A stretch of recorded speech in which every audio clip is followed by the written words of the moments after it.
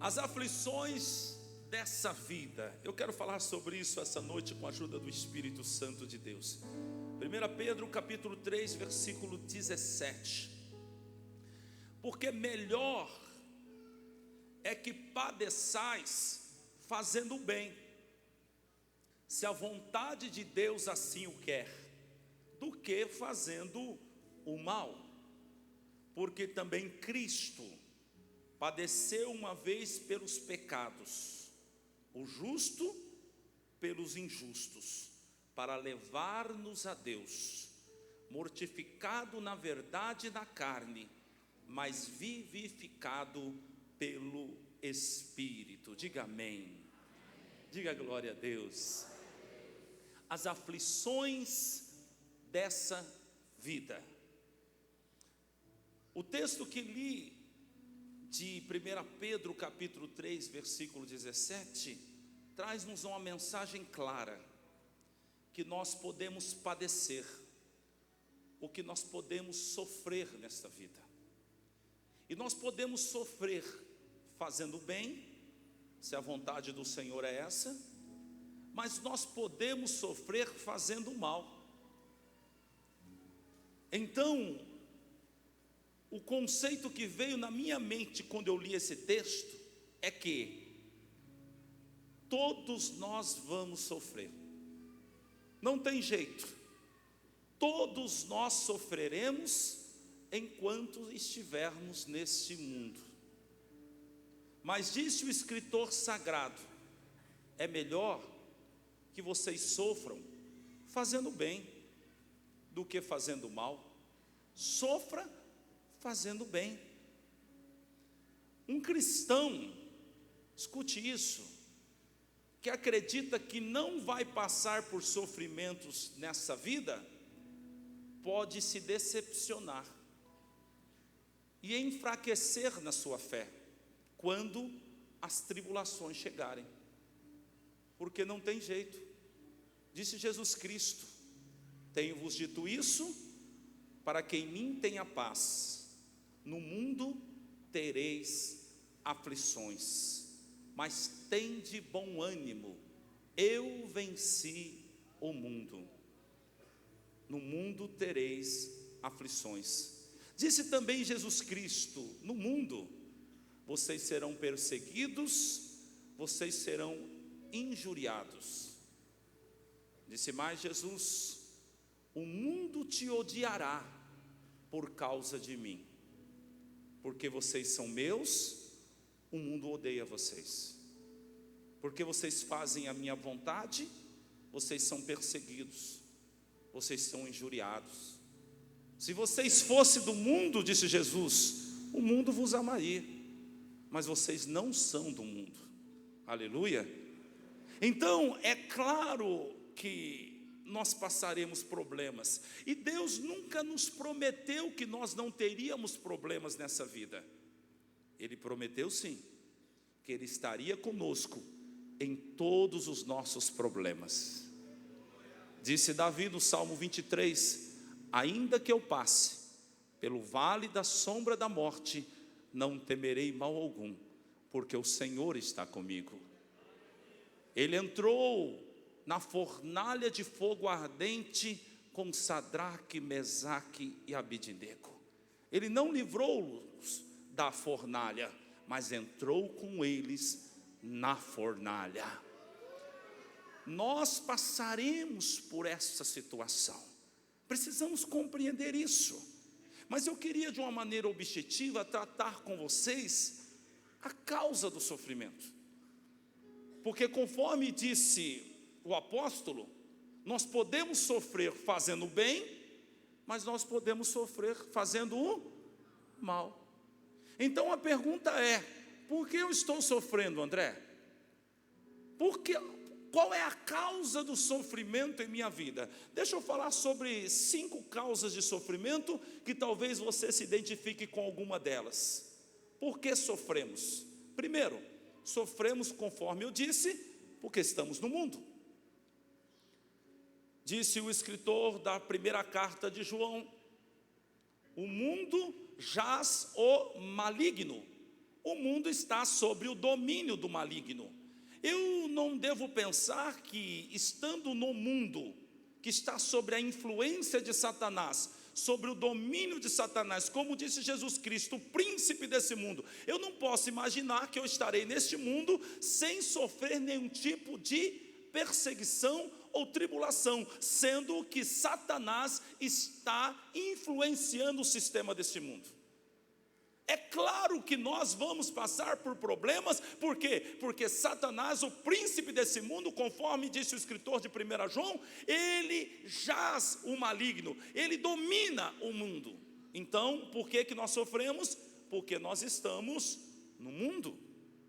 E você precisa entender isso, mesmo você sendo cristão, mesmo você obedecendo a palavra, mesmo você amando o teu próximo, mesmo você sendo dizimista e ofertante, mesmo você fazendo e cumprindo toda a palavra de Deus, vai passar por aflições e tribulações. Agora nós precisamos crescer e não sermos meninos que não suportamos nenhum tipo de problema. Você está aqui ouvindo essa mensagem hoje para que você cresça, para que você aprenda a viver com sabedoria, sabendo que Deus não te abandona, mas no mundo onde você está inserido, você vai passar por momentos de dificuldade. Se alguém pregou para você quando você se converteu e disse que você não ia ter nenhum tipo de problema mais na tua vida, desculpe, não vou dizer que mentiram para você, mas interpretaram errado a palavra de Deus e te informaram erroneamente. Porque nós vamos passar por problemas. Por quê? Porque estamos no mundo. Sofreremos. Segundo, por que sofreremos? Sofreremos por causa da lei da semeadura e da colheita. Por quê? Pelas coisas que fizemos. Embora sejamos perdoados pela graça infinda de Deus, ainda assim, nossas atitudes passadas vão refletir no nosso presente. Quer um exemplo prático disso? Você foi lá e se separou da sua ex-mulher, não vou entrar no mérito da questão. E então você sabe que Deus odeia o divórcio. Você tinha filhos com ela, você tinha uma sogra, você tem agora uma pensão alimentícia, você tem uma ex-mulher que tem que ir lá na tua casa pegar teus filhos. Isso vai dar problema ou não vai? Vai ter conflito ou não vai? Vai ter discussão ou não vai? Vai ter ciúmes ou não vai? Isso é colheita, fruto daquilo que plantamos lá atrás e outras coisas mais. Você foi lá e fez um monte de conta sem direção de Deus, agora está enrolado.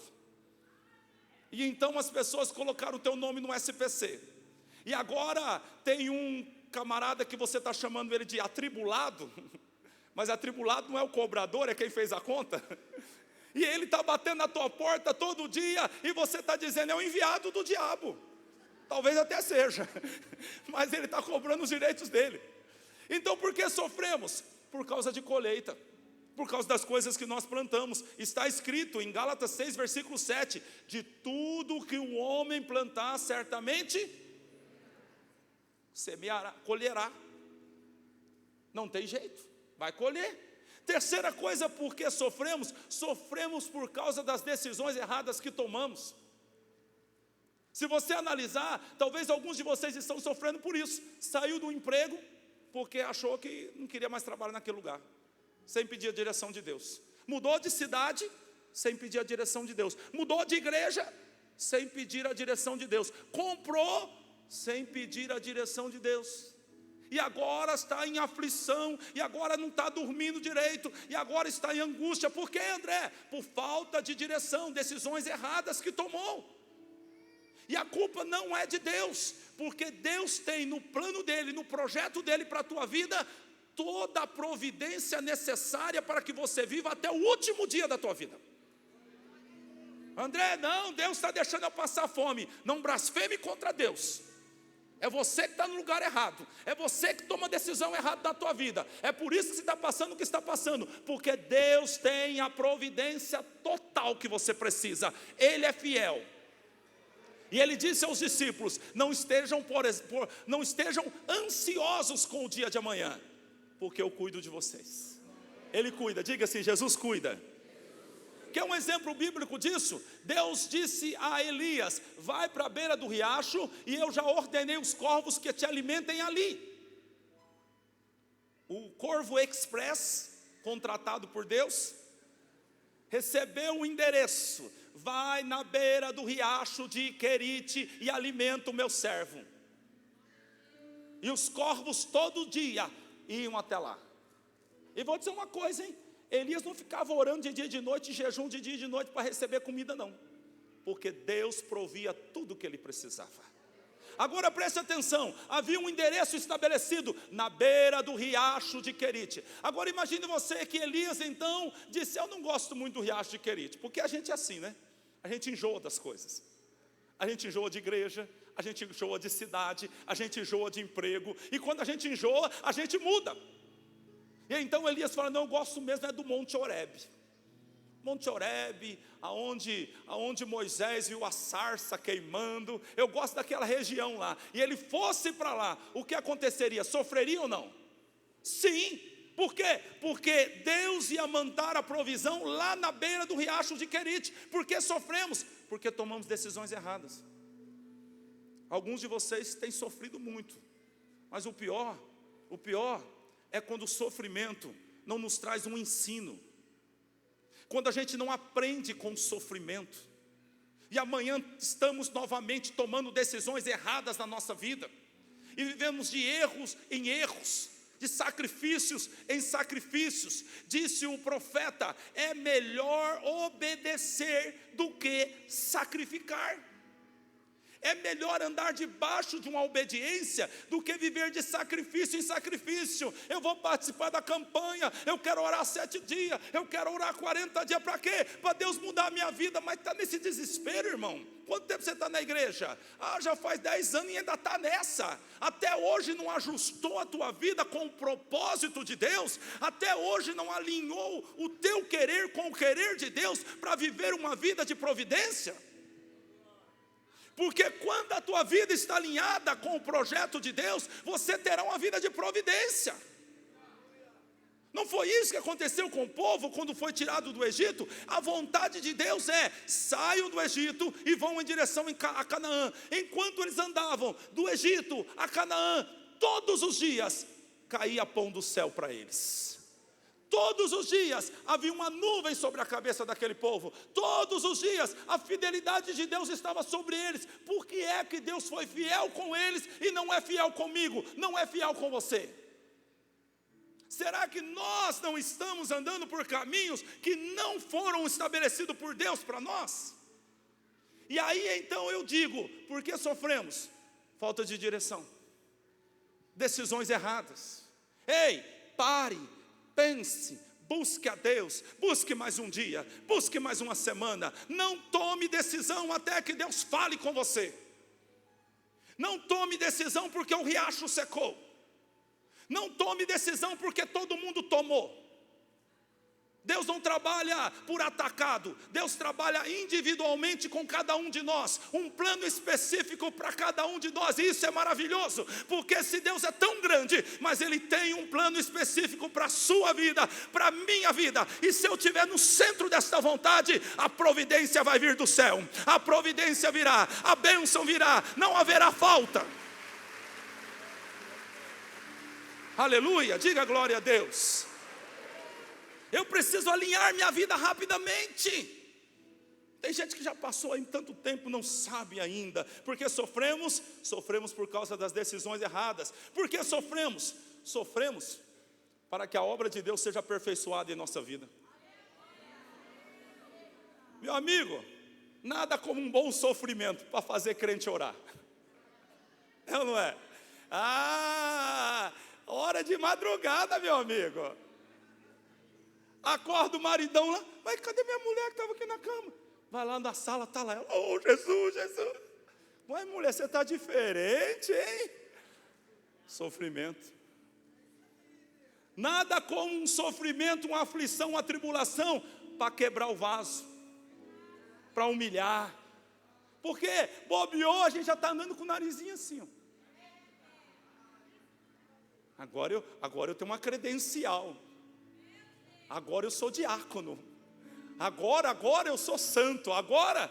E a gente já começa a querer empinar o nariz. Aí vem o oleiro, ei oleiro, esse oleiro é maravilhoso, aleluia, é ele que amassa o barro, e ele dá uma olhadinha e fala, ei barro, eu vou ter que tirar umas coisas que estão aí no meio, tem pedaço de pedra, tem pedaço de pau, tá duro esse barro aí, deixa eu dar uma amassadinha.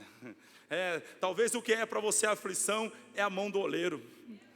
É a mão do oleiro amassando barro, é a mão do oleiro quebrando barro, e aí o barro está muito duro, aí ele joga água. Sabe o que é água? É a palavra de Deus. Ele vai derramando mais água, mais palavra, e o barro vai ficando mais mole, e o barro vai sendo quebrado, ele vai fazendo até formar um vaso de honra. Ei, não tenha medo não, o oleiro está trabalhando na tua vida, você vai ser um vaso de honra, ele vai fazer uma obra completa. Pode doer um pouquinho, pode ser incômodo, pode ser uma situação meio difícil, mas ele está trabalhando em você. Levanta a tua mão direita e diz, oleiro, pode trabalhar. Aplauda o nome dele. Aleluia.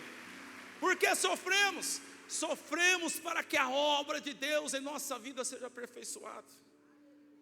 Sabe, quando eu me converti, eu tive 2 decepções dentro da igreja: traições, calúnia, injúria. Meu amigo, as 2 vezes eu queria largar tudo e correr. E Deus falou, onde você vai? Fica aí.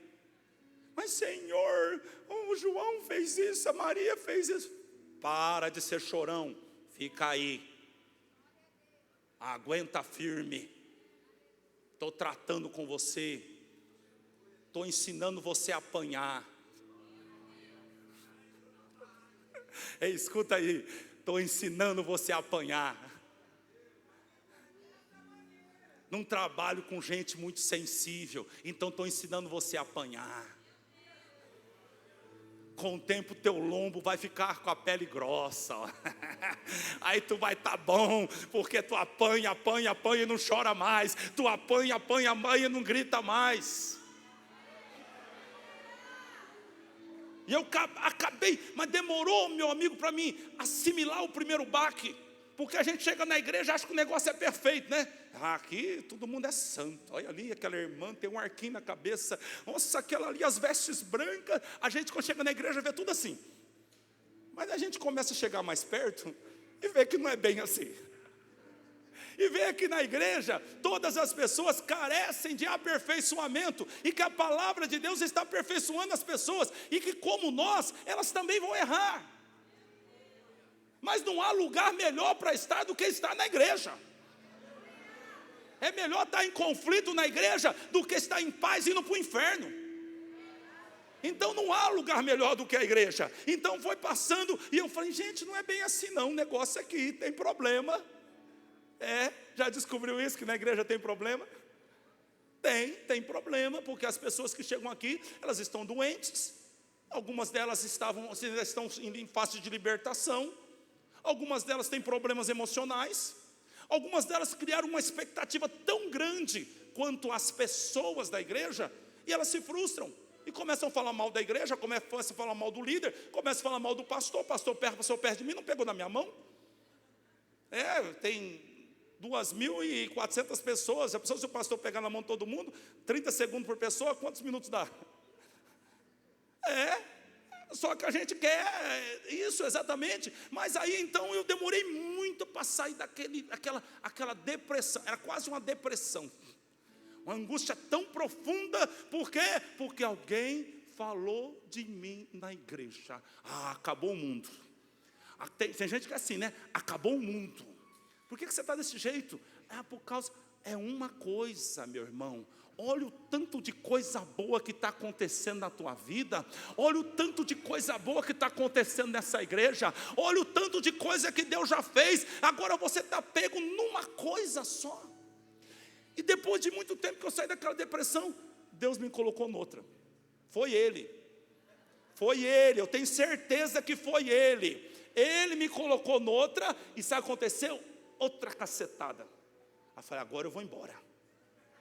agora eu não aguento mais essa igreja. Eu me lembro como hoje, eu era um missionário, eu estava pregando, e eu saí do altar e fui em direção à porta. Chegou lá na porta, tinha um missionário, o missionário Marcos, um crioulo maior do que eu, desse tamanho e grande, falou: ei, onde você vai? Eu falei: não vou a lugar nenhum não. Ele falou: pode ficar onde você está, porque Deus falou que tem uma obra com você aí. Eu falei: tá bom, aleluia. Ele só faltou falar assim: engole o choro. Já falou isso para o seu filho? Engole o choro, moleque, e fica no teu lugar, aleluia. Por que nós sofremos? Porque Deus está aperfeiçoando. Provérbios capítulo 17, versículo 3: o ouro e a prata são provados pelo fogo. O ouro e a prata, coisa valiosa, é provado pelo fogo. Se não tem valor, não aguenta fogo. Mas se tem valor, aguenta fogo. Se tem valor, aguenta aflição. Se tem valor, aguenta perseguição. Por quê? Porque é ouro, é coisa de valor, é Deus purificando, aleluia. Em 1 Pedro capítulo 1, versículo 7, Pedro mergulha um pouco mais nesse entendimento, e ele diz o seguinte: essas provações são para mostrar que a fé de vocês, ou seja, a fé que vocês têm, é verdadeira. Se a fé é verdadeira, você aguenta a provação. Não é o tamanho do ataque, é o tamanho da fé. Não é o tamanho do ataque, é o tamanho da sua fé, da fé que você tem em Deus. Ele disse: essas provações são para mostrar que a fé que vocês têm é verdadeira.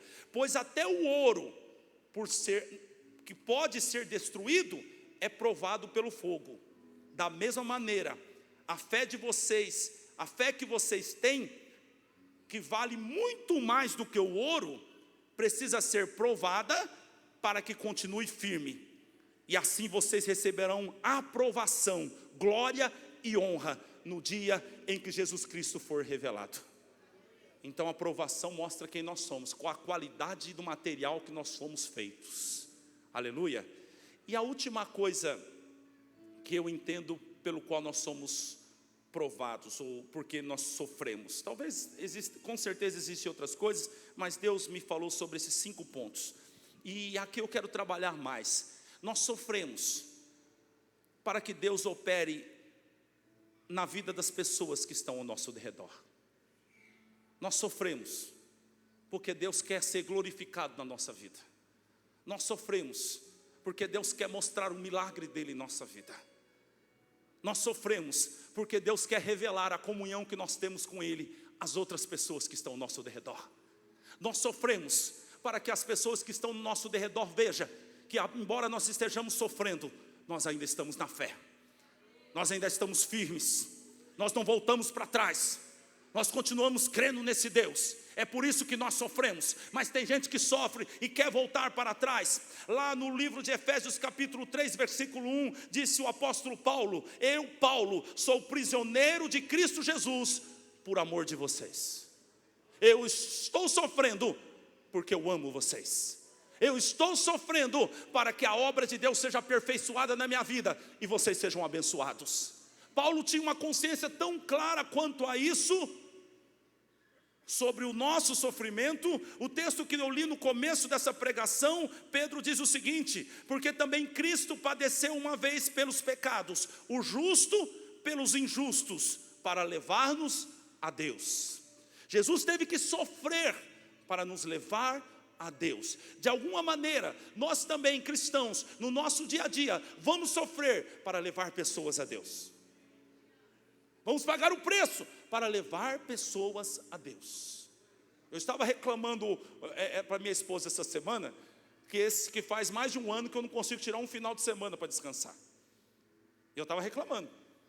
Eu estou sofrendo demais. Faz mais de um ano, não é tirar uma férias não, é não tirar um final de semana. Mais de um ano.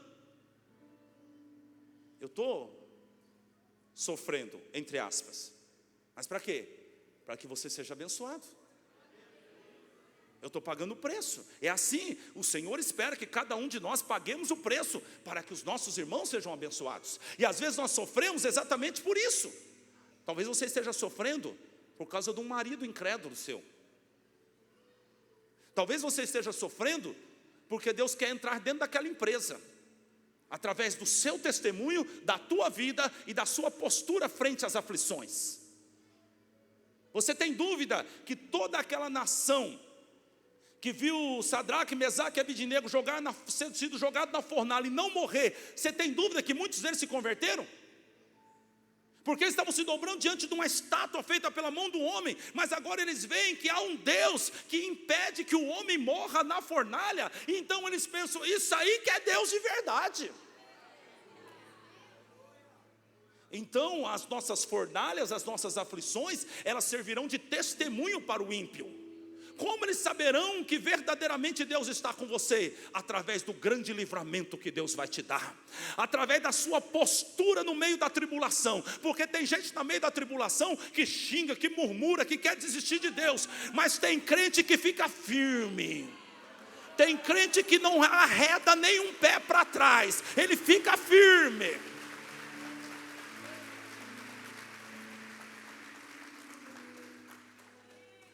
E aí o ímpio vai saber, o que você tem, hein? Já era para ter morrido, já era para ter desistido de tudo, já era para abrir mão dessa empresa, já era para ter chutado o pau da barraca, mas tu continua com um sorriso na face. Meu Deus do céu, quanto mais eu faço trabalho para ele, mais ele dá risada. O que é isso? Isso chama a atenção do ímpio. Há uma história no capítulo 27 do livro de Atos, em que Paulo, ele está com mais 276 presos dentro de um navio. E a Bíblia diz que ele está sendo levado para Roma, dentro daquele navio. E no meio do caminho, outro dia eu prego sobre isso, eles não dão ouvidos ao homem de Deus, mas eles se basearam pelo conhecimento do capitão do navio e tomaram a direção errada, ou saíram na hora errada. E aí então eles pegaram uma grande tempestade. Paulo havia avisado eles, mas eles não deram ouvidos, e pegaram uma grande tempestade no meio do caminho. E o negócio foi tão forte, que faziam muitos dias que eles não viam sol nem estrelas. A tempestade constante, o navio estava sem rumo, eles começaram a jogar os alimentos fora, a armação do navio foi jogada fora, e a Bíblia diz que chega numa situação que eles perderam toda a esperança de se salvar.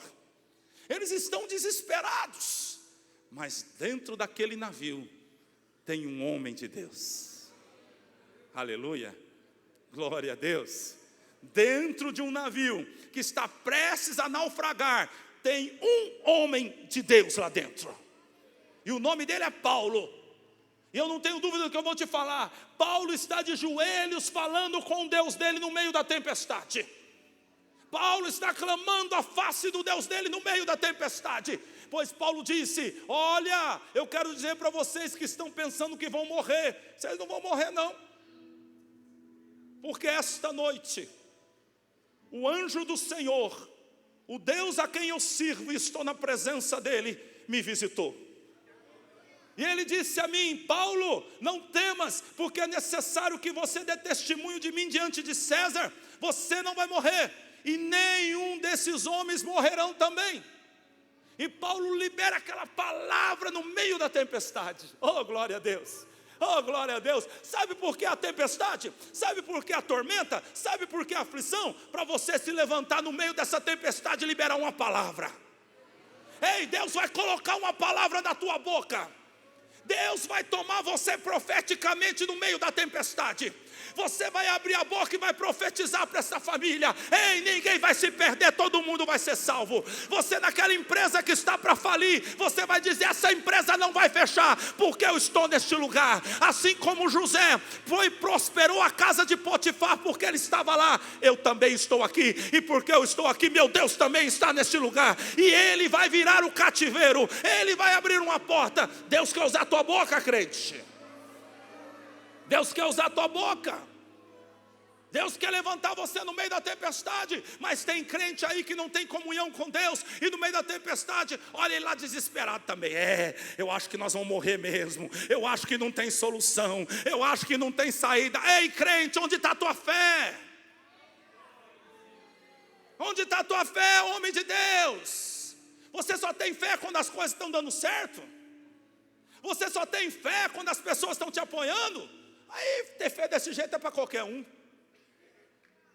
Agora ter fé quando está tudo dando errado é só para crente que vive em comunhão, é só para crente que vive de oração, é só crente que abre a Bíblia de manhã e lê a palavra de Deus, é só crente que sai no carro de manhã falando com o Espírito Santo e orando em línguas, é só crente que não perde um culto, que está todo dia na igreja, é crente, como diz por aí, canela de fogo. Não, esse crente aí, aleluia, olha só o que acontece com Paulo. Eles estão sem esperança, eles estão desanimados, mas Deus falou com Paulo. Tem de Deus uma palavra que o homem não sabe, tem de Deus uma porta que o homem não conhece, tem de Deus uma saída que você não entende, mas tem em Deus. Vai buscar o teu Deus porque Ele tem essa saída, vai buscar esse Deus porque Ele tem uma porta, vai perguntar para Deus qual é o caminho.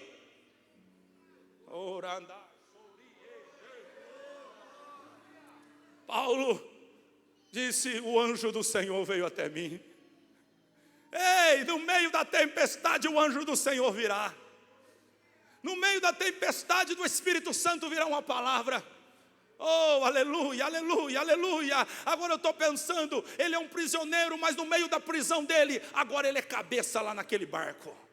Agora as pessoas estão ouvindo ele. Oh, aleluia. Sabe como que você vai ter autoridade? Sabe como você vai crescer? É quando você estiver cheio do Espírito Santo. É quando você passar um tempo do teu dia de joelho no chão falando com o teu Deus. O que falta em nós? Presença do Espírito Santo. O problema nosso é que a gente começa a se tornar políticos.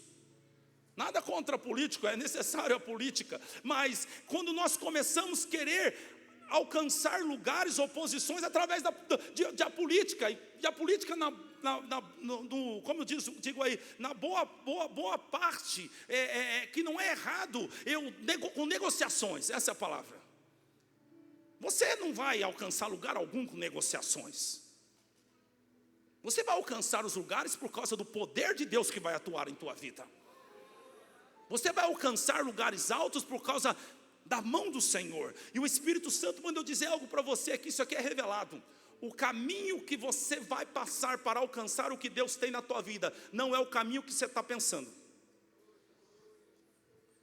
O Espírito Santo manda eu dizer algo a você. Não vai ser de uma maneira natural. Você vai se surpreender. Não vai ser do jeito que você espera, vai ser do jeito de Deus. E embora todos estejam passando por um determinado caminho, o Senhor manda dizer: não insista aí por esse caminho, porque meu caminho é outro. Pelo caminho que você queria passar, você acharia que você iria conquistar pelas suas próprias forças. Mas assim diz o Senhor: vai ser pelo meu caminho, do meu jeito, para que fique claro que foi eu que agi na tua vida.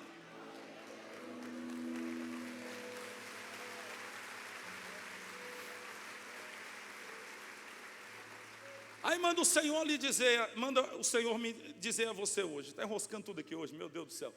E o Senhor me manda lhe dizer: não fique triste quando o caminho se fechar, a porta se fechar, porque não é essa porta. O objetivo é o mesmo, mas o caminho é diferente. Confie em Deus. Confie em Deus que vai ser pelo caminho do mar e o mar vai se abrir. Na abertura do mar o nome dele será glorificado. Oh, aleluia. Você verá a glória dele no impossível. Você verá a glória dele numa barreira intransponível. Você verá a glória dele quando você achar que não tem mais jeito. Aí o Senhor diz: agora eu vou ser glorificado na tua vida, porque você saberá que fui eu quem fiz. Não se decepcione quando as portas fecham. Uma porta fechada não significa que Deus não vai te levar aonde Ele prometeu. Uma porta fechada só significa que Ele vai te levar por outro caminho, não pelo teu caminho. Tem fé para esperar? Tem fé para se alegrar? Tem fé para cantar um cântico no meio da tua tormenta? Porque o que o Senhor está esperando isso, é um cântico. Isso é fé, isso é fé. A porta está fechada, você está cantando e glorificando ao Senhor. Jesus, o que é isso? Essa mulher é louca. Não, é uma mulher de fé. Ela tem uma fé sólida. A fé dela não depende de portas que abram ou que fecham. A fé dela está no Senhor Jesus Cristo. Ele é a rocha inabalável, nele não há mudança, nem sombra de variação. É por isso que a fé dele não muda. A notícia negativa não rouba a fé. A porta que fecha não rouba a fé. Por quê? Porque está firmada em Cristo. A Bíblia diz que então Paulo está dentro deste navio. Por que Paulo estava dentro desse navio, André? Paulo estava dentro desse navio porque se Paulo não estivesse lá, 276 pessoas teriam morrido. Entenda isso. Entenda isso. Se Paulo não estivesse lá, aqueles homens teriam morrido. Mas Paulo estava lá. Às vezes Deus nos coloca dentro de um navio, no meio de uma tempestade, e nós não estamos entendendo por quê. É para que as pessoas que estão dentro do navio não morram. É para que o nosso Deus seja glorificado. É para que nós tenhamos uma postura de crente lá dentro daquele navio que está afundando. Paulo poderia ter falado com o anjo: anjo, já que você vai fazer a obra, quebra o meu galho então, livra eu e mata os outros, porque eu já fico livre da prisão. Não, Paulo não está preocupado com a sua prisão. Paulo está entendendo o projeto de Deus na vida dele. E o Senhor, então Paulo falando com Deus, Deus entrega 276 homens na mão dele. E a Bíblia diz que o navio naufragou. E aí alguma coisa que você não entende às vezes. Algumas coisas, embora Deus esteja com você, vão naufragar. Não se precipite na sua avaliação. Não se precipite em murmurar. Não se precipite em se angustiar, porque naufragou, porque Deus queria que naufragasse. Primeiro, para mostrar que Deus tem capacidade de salvar todos que estão no navio. Nenhuma alma se perdeu no meio da tempestade. Segundo, porque Deus tinha um projeto com Paulo na ilha de Malta. Depois você lê o capítulo 27 do livro de Atos. Deus tinha um projeto, Deus queria usar ele lá. E era necessário que o navio parasse naquela ilha. Então você não está entendendo, alguém está aqui, está questionando por que naufragou. Naufragou porque precisava naufragar. Já viu aquela história que quem tem juízo obedece? Eu não sei porquê, mas se Deus permitiu, é porque Ele tem um propósito nisso. Não fique fazendo velório, não fique alongando demais esse negócio. Morreu, morreu. Morreu em terra. Vamos para frente. Naufragou, naufragou. Ali na frente tem outro navio. Ali na frente tem outra porta. Ali na frente tem outra saída. Não fique a questionar. Aleluia, diga glória a Deus. E nenhum daqueles homens morreram, por quê? Porque Paulo estava lá. E aqui a chave, porque sofremos, algumas vezes sofremos, porque Deus está querendo salvar pessoas que estão ao nosso lado. Porque entramos num navio que vai afundar, porque Deus quer usar a nossa vida para testemunhar, para pregar para aquelas pessoas. Porque sofremos por causa disso. E Pedro, conforme disse no livro de Efésios, ele disse: eu sou prisioneiro de Cristo. E boa parte da vida desse homem ele esteve preso, perseguido, ferido. Lá no capítulo 16 do livro de Atos, a Bíblia diz que ele apanhou de vara. Já apanhou de vara? Nunca?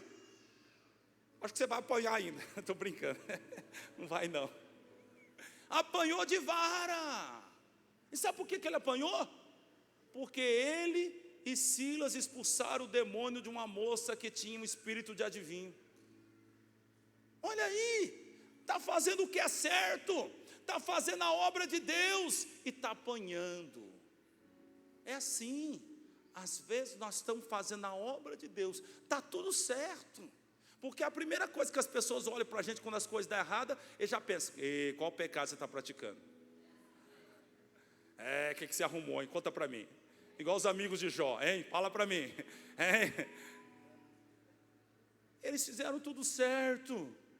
Eles aguentaram aquela moça, toleraram aquela moça direto. Eles iam andando e aquela moça atrás dele: eis aqui os servos de Deus que pregam a palavra de Deus, e não sei o quê. E Paulo já estava doido. E todo dia: olha aqui os servos de Deus. Aí ele perdeu a paciência, olhou para trás e repreendeu o espírito na hora. E a mulher ficou livre.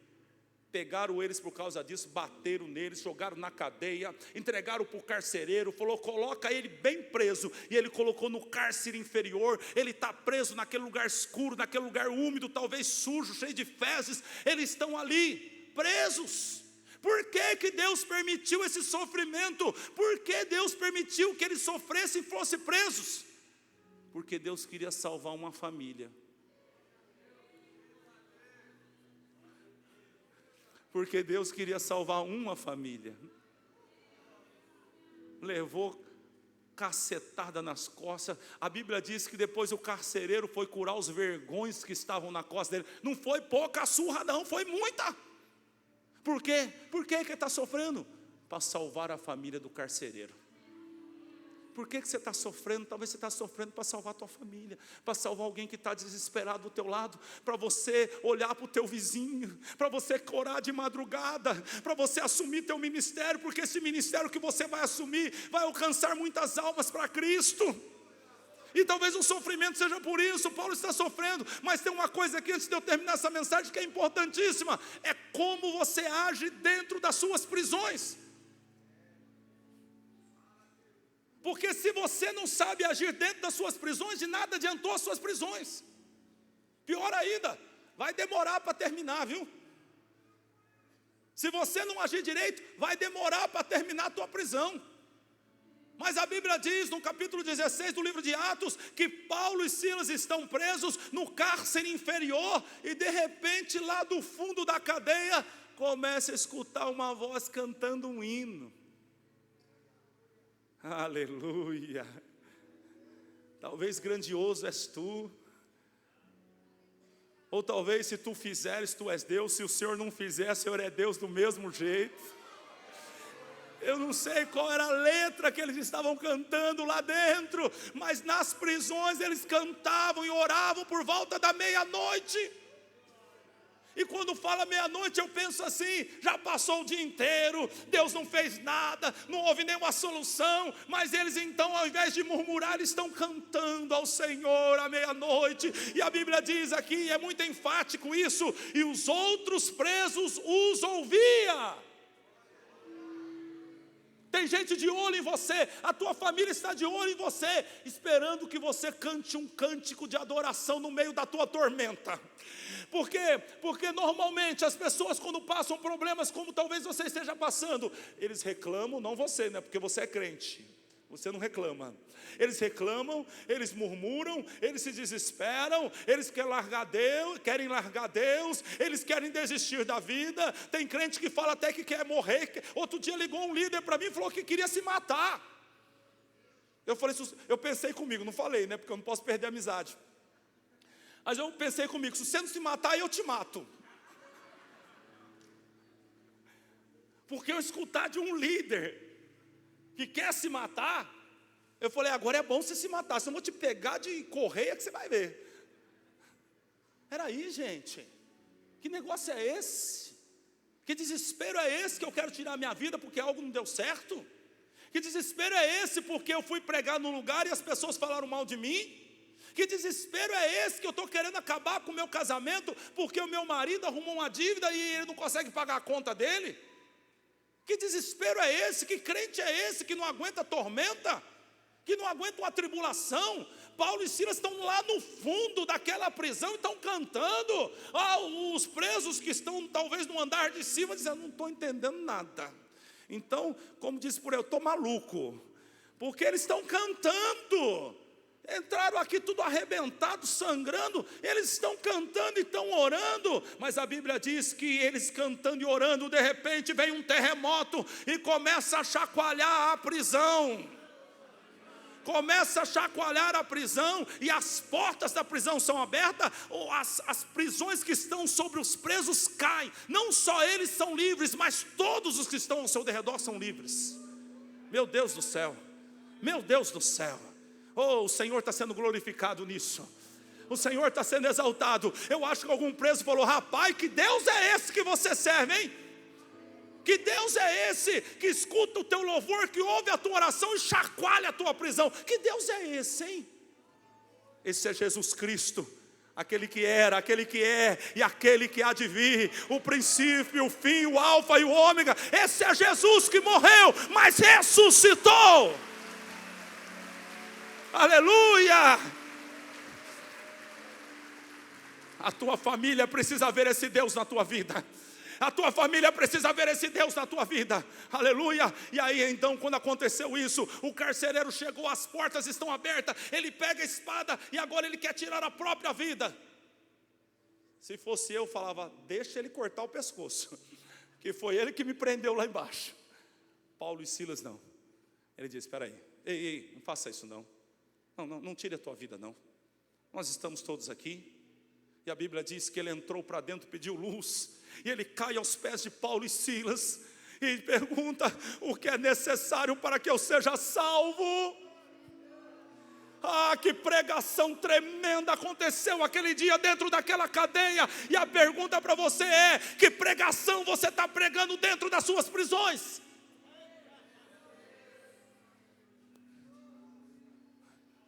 Aquele homem se dobra diante deles e ele disse: ei, escute-me, creia no Senhor Jesus Cristo e será salvo tu e a tua casa.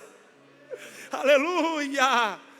Você só terá força da tua pregação quando você tiver posturas certas dentro das suas prisões. A nossa família não acredita na nossa pregação, porque a nossa postura não incentiva eles a crerem. Aquele homem imediatamente se converte. Leva Paulo e Silas para sua casa, cura os vergões deles, cura as feridas deles. E a Bíblia diz que Paulo batizou ele e a sua família no mesmo dia. E esse Paulo é um herético mesmo, porque nem deu um curso de batismo para eles. Devia ter dado um curso, né, gente? 7 semanas. E diz: depois você volta aí e a gente batiza você. Não, Paulo batizou imediatamente.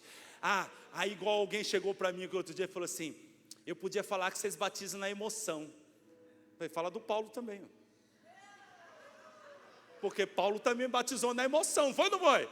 Quando o terremoto veio, e acontece terremoto aqui também, viu, gente? Você pode até não perceber, porque você já está acostumado com o terremoto, mas quem chega aqui a primeira vez sente. Há um terremoto de Deus acontecendo aqui todo culto. Por quê? Porque o eu sou está neste lugar. O eu sou está aqui, e tudo chacoalha.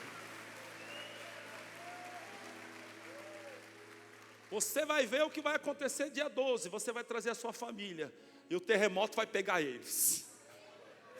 E pode até alguém dizer que é emoção, mas nós sabemos que não é. Nós sabemos que é Deus escolhendo eles para a vida eterna. Amém ou não? Está batizando a emoção. Tem que dar curso. Toma vergonha na cara só. Viva a palavra de Deus. Viva a igreja primitiva. Nunca deu curso para ninguém. E eu gosto que eles falam mal de mim mesmo. Deixa eu terminar essa mensagem em nome de Jesus Cristo. Agora preste atenção aqui à nobreza de Paulo. Paulo foi passar a noite na casa do carcereiro. Ele podia falar: muito bem, você é meu discípulo agora, já está salvo, batizei, eu estou indo embora. Mas aparentemente Paulo voltou para dentro da cadeia de novo. Que homem besta. Era hora dele fugir. Tem que aproveitar o tempo de Deus e fugir. Não, Paulo voltou para a cadeia. E a Bíblia diz que o outro dia de manhã, os oficiais foram lá e mandaram soltar ele. Mas ele falou: não vou sair não. Vocês prenderam um homem romano. Vocês vão vir aqui pedir perdão para mim. E eles foram lá, pediram desculpa para Paulo. Soltaram Paulo. E disseram: vai embora daqui, por favor, Paulo. Eu não quero ver você mais não, rapaz. Onde você está tem terremoto. Onde você está tem conversão. Onde você está, você vem aqui, não dá curso e batiza os outros. Vai embora daqui, Paulo. E Paulo foi embora. Deus livrou ele do cárcere. Ei, eu quero dizer algo para você. A sua cadeia, as suas prisões vão acabar quando você agir conforme Deus quer dentro das suas prisões. Quando você glorificar o nome do Senhor dentro das suas prisões. Quando você aprender a cantar em meio aos teus problemas, em meio às tuas lágrimas. Como eu me lembro, um dia eu estava começando a pregar, começando o meu ministério, e eu fui na casa da minha tia em Orlândia, a pastora Odete.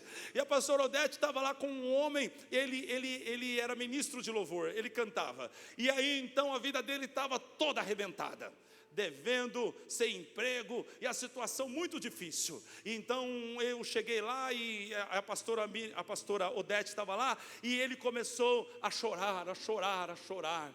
E o Espírito Santo tomou a pastora Odete e falou assim: Deus está falando que quer você chorando, pode até chorar, mas Ele quer ver você louvando. Pega teu violão e canta. Não, eu não posso, eu não consigo, está muito difícil. Pois Deus fala: adore no meio da tua tormenta. E o Espírito Santo tomou ela e ela apontava o dedo para ele e dizia: assim diz o Senhor, adore, adore, adore. Pega o teu violão e adore. Você foi chamado para adorar, então você adora. E a grande verdade é essa: não importa o que você está passando, faça o que Deus mandou você fazer. Não pare, porque tudo que o diabo quer é fazer você parar. Não pare, pisa na cabeça do diabo. Continue fazendo o que Deus mandou você fazer. Continue exercendo a tua autoridade. Continue exercendo o teu dom. Aquilo que você recebeu de Deus, continue. E ele começou a cantar, e as lágrimas escorriam, caíam no violão. E ele começou a cantar, e ele começou a cantar, e ele começou a cantar, e as lágrimas escorrendo no violão, e o violão ficando todo manchado de lágrima. Talvez eu esteja falando com alguém aqui que está chorando. É normal chorar por causa dessas aflições dessa vida, mas Deus quer um cântico de adoração na tua boca. Está faltando adoração nesse sofrimento seu. E então ele começa a cantar e chorar, e daqui a pouco ele começou a dar um glória a Deus, aleluia. E daqui a pouco o Espírito já começou a mover naquele lugar. Nós fomos sentindo a presença de Deus. E aí agora já não lembra das contas, já não lembra dos problemas mais, porque está cheio da presença de Deus. Aleluia, diga glória a Deus. Porque sofremos, André? Sofremos porque Deus quer fazer uma obra através de nós, na vida de pessoas que estão ao nosso lado. E a gente precisa ter firmeza para permitir que Deus trabalhe. Seja mole não, crente. Fica firme em nome do Senhor Jesus. E ele disse: então, Pedro, é melhor que padeçais fazendo o bem, se a vontade de Deus assim o quer, do que fazendo o mal. Porque também Cristo padeceu uma vez pelos pecados, o justo pelos injustos, para levar-nos a Deus, mortificado na verdade na carne, mas vivificado no Espírito. Outra tradução: ele morreu no corpo, mas foi ressuscitado no Espírito. O teu corpo é só um meio de locomoção. Não fica aí angustiado demais com o que o seu corpo sofre, não. Cumpra o chamado de Deus na tua vida. Faça o que tem que ser feito. Jesus morreu no corpo, mas ressuscitou-se no Espírito. Ele se fortaleceu no Espírito. Eu quero profetizar sobre a tua vida, que nesta noite o Espírito Santo te levanta, que o Espírito Santo te vivifica, que o Espírito Santo te traz um ânimo novo, que o Espírito Santo fortalece você, porque disse Abacuque: ainda que a figueira não floresça, não haja fruto na vide, o produto da oliveira minta, os campos não produzam mantimentos, as ovelhas sejam arrebatadas do aprisco, e nos currais não haja um só gado, todavia eu me alegro no Senhor, exulto o Deus da minha salvação, porque Ele faz os meus pés como os das corças, e Ele me faz subir a lugares altos. Você crê nisso? Que o Senhor, apesar de toda a miséria, desgraça e opressão que porventura esteja sobre a tua vida, Ele te dá a capacidade ainda de subir a lugares altos. É a força do Senhor nas tuas pernas, é a força do Espírito Santo em você, é o ânimo da palavra de Deus, é a energia que vem do Senhor essa noite sobre a tua vida e te coloca de pé. E mesmo que o diabo quer que você caia, você não vai cair, você vai permanecer de pé. Ainda que o inferno se levante para te parar, você não vai parar, porque os seus pés estão sobre a rocha. Você vai continuar indo em frente, você vai alcançar o objetivo de Deus na tua vida. O nome do Senhor será glorificado. E eu quero profetizar que assim como Paulo, ninguém que está no teu navio se perderá, ninguém que está no seu navio se perderá, todos eles serão salvos, porque o Senhor está entregando hoje um povo nas tuas mãos, o Senhor está entregando hoje uma família em tuas mãos, porque Deus está dizendo hoje, você não morre, e ninguém que está com você morre também. A salvação é para você, a salvação é para os seus, você vai ser um canal de salvação no meio desse povo. Eu vou usar você para a glória do meu nome, você vai receber palavras em tua boca, do céu virá poder, você será levantado em glória e em honra, e Jesus Cristo será glorificado. E o Senhor diz: não temas, porque é necessário que você cumpra o meu propósito. Não temas, porque você não vai morrer no meio do caminho. Não temas, porque eu, teu Senhor, sou contigo, e não te deixo, e não te desamparo. Ainda que uma mãe esqueça de ti, eu não esqueço de você. Eu sou com você, eu te ajudo, eu te esforço. As prisões acontecerão, mas no meio da prisão você vai ver a minha glória, você vai ver a minha salvação, você verá o meu livramento, você vai ver que eu sou Deus que abro um caminho no meio do deserto. Aonde não tem caminho eu abro caminho, aonde não tem porta eu abro porta. Então creia no Senhor teu Deus, fique firme nessa rocha, a rocha da tua salvação. Ele é Deus e é Deus poderoso, e no Espírito dele Ele te levanta hoje e diz: seja renovado, seja restaurado, receba um ânimo novo, receba uma esperança nova, receba graça nesse dia, receba como um vento do Espírito Santo, pois diz o Senhor: eu faço as tuas pernas como os das corças, e te faço subir a lugares altos, a lugares altos. Ei, escute isso, nunca foi na tua força, nunca foi na tua força, nunca foi na tua força. Arandai soriendei, recebe isso, nunca foi na tua força, sempre foi na força dele, sempre foi na graça dele, sempre foi no livramento dele, sempre foi na provisão dele, e vai continuar sendo. Nunca foi na tua força, diz o Senhor.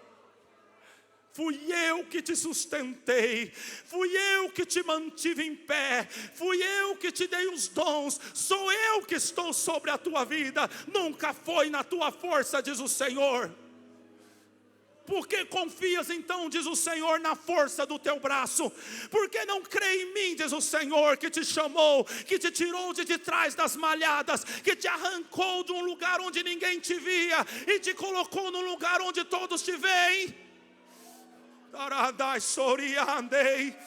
Por que, diz o Senhor, que agora tu confias na força do teu braço? Maldito é o homem que confia no homem, maldito do homem que faz da força do teu braço a tua confiança. Mas bendito é o homem que confia no Senhor, que espera no Senhor, que tem a tua alegria no Senhor, porque o Senhor o ouvirá, te livrará, te salvará, e o Senhor será glorificado sobre a tua vida.